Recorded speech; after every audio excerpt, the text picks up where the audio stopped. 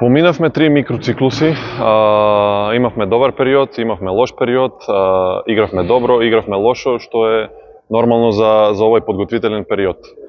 Сега не очекува она најважното. Одиме во Грузија, во четврток патуваме, тоа е надпревар кој мора да го добиеме. Значи, го анализиравме противникот, денеска погледавме малку видео. Тоа е надпревар, нешто слично како противник, нешто слично како Азербејџан.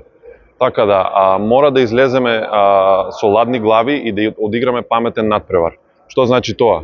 Значи, искрено, подобри сме од нив, можам да кажам дека сме подобри од нив, но, едно големо но, мора да бидеме внимателни и како надпреварот со Азербејџан, што влеговме од првиот поен концентрирани, не дадовме на противникот ни еден поен, тешки топки, лоши топки, мора да ги играме паметно, да им дадеме на нив, они да освојат поен, не ние да грешиме.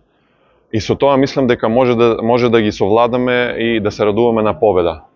И како што реков, мора да одиграме паметно, мора со ладни глави и се надевам на прва победа во сабота и после да се фокусираме на Грција.